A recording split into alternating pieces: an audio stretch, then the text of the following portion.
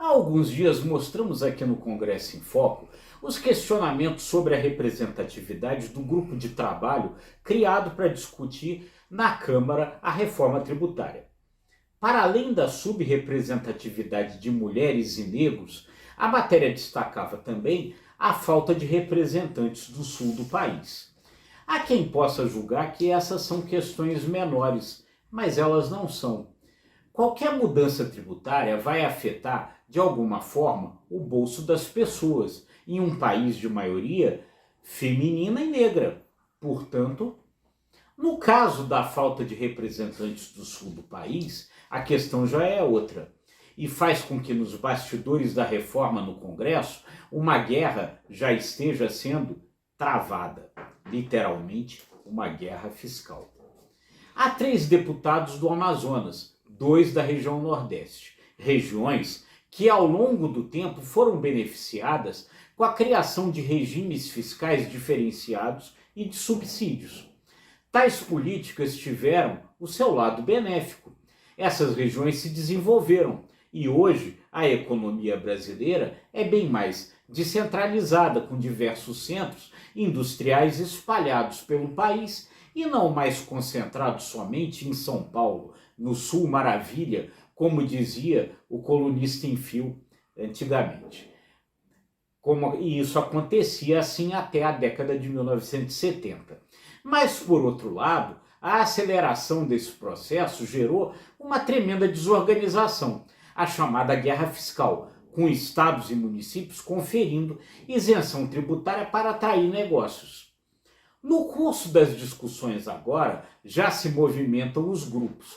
Alguns argumentam que a reforma poderia ser a oportunidade de criação de uma regra fiscal mais clara e mais unitária, que conferisse assim uma maior previsibilidade aos negócios, na qual a decisão sobre a instalação ou não de uma fábrica em determinado estado viesse a ser tomada a partir de questões logísticas e não por conta de algum tipo de subsídio temporário que acabe em algum momento e, ao final, pode afugentar o investimento.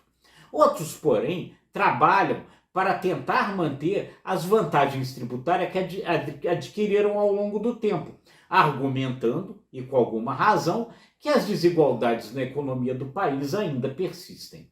Os grupos de pressão de um lado e de outro trabalham e visitam os integrantes da comissão que fez a sua primeira reunião nesta quarta-feira.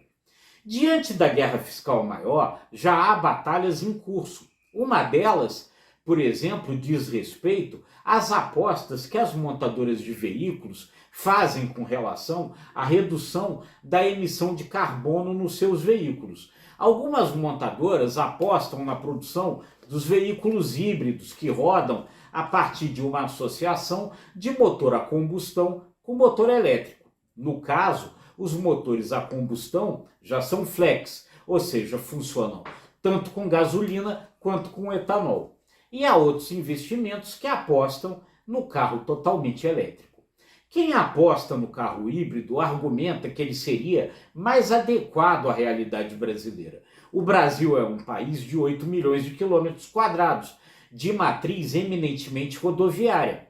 A rodovia Belém-Brasília, por exemplo, tem 2.000 quilômetros. Os carros híbridos têm muito maior autonomia, até maior que a dos carros movidos somente a gasolina ou etanol. E o abastecimento em um posto leva somente alguns minutos.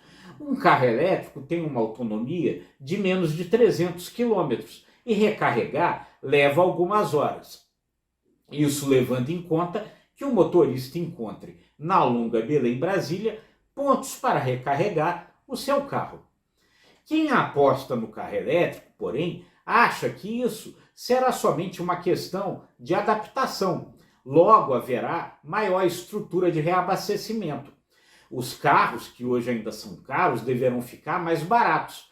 E é por esse caminho que diversas nações estão orientando seus planos de redução de carbono. Há outras questões ambientais em jogo. Há quem argumente que os carros totalmente elétricos vão gerar um problema ambiental no futuro. ao final da vida útil das baterias, como será feito o descarte delas. E como elas são muito caras, não vale a pena comprar uma nova bateria e ficar com o carro. Ou seja, ao final, o carro também vai ser descartado. E enquanto houver geração de energia termoelétrica, onde se usar tal tecnologia, o abastecimento de um carro elétrico não vai gerar necessariamente uma energia limpa. Enfim, são diversas discussões. Mas onde elas entram na guerra fiscal em curso na reforma tributária? Entram justamente na questão dos incentivos fiscais em determinadas regiões. A empresa chinesa BYD planeja se instalar na Bahia, na plataforma da cidade de Camaçari, onde antes funcionava a fábrica da Ford, para produzir carros 100% elétricos.